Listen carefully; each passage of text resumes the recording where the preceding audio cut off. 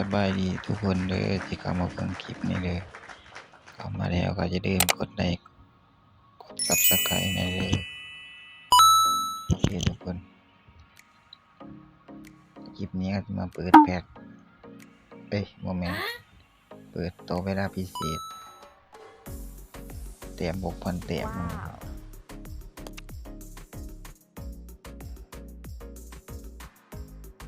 เตโอมีฮาแลนด์และเบิร์มิงแฮม108 ล้าน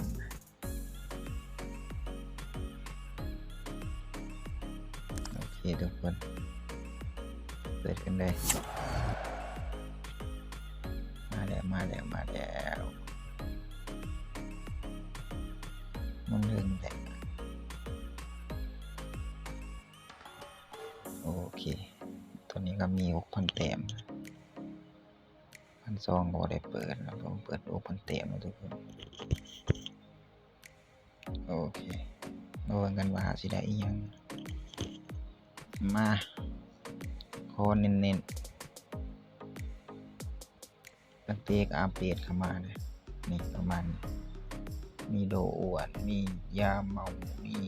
นิโกมีเมสซี่มีโลมีเอ็มบัปเป้ซาลาไควอลเกอร์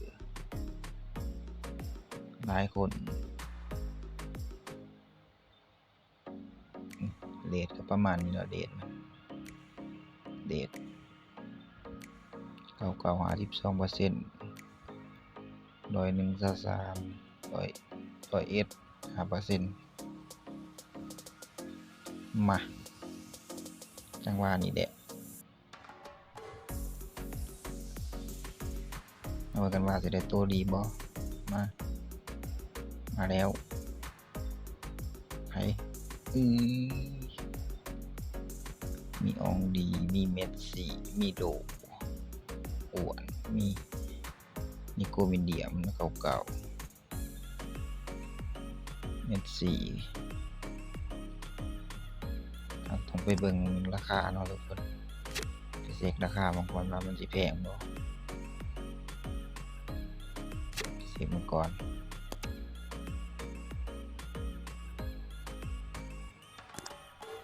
เมสซี่ทีมชาตินะอันนี้แพ็คราคา191 ล้านอองลีเด้อองลี148 ล้านนิโกวินเดียมโอ้ตัวนี้ก็น่าใส่132ตัวอ้วนนะที่ว่าแพงนั่นอ้วน90ก็ได้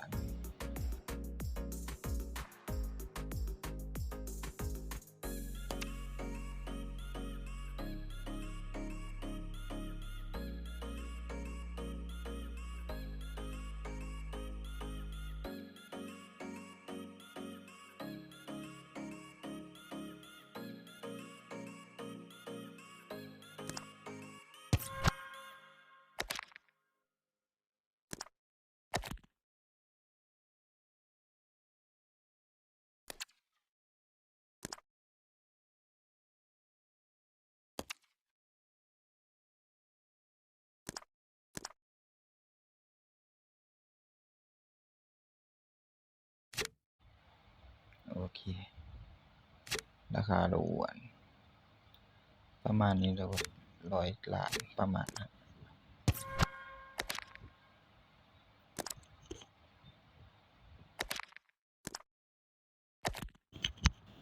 โอเค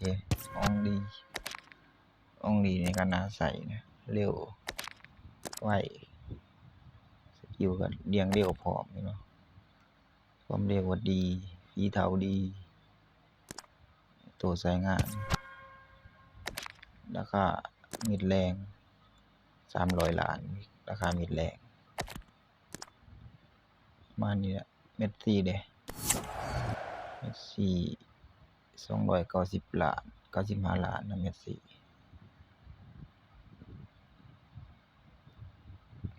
โอเค คิดว่าสิเอา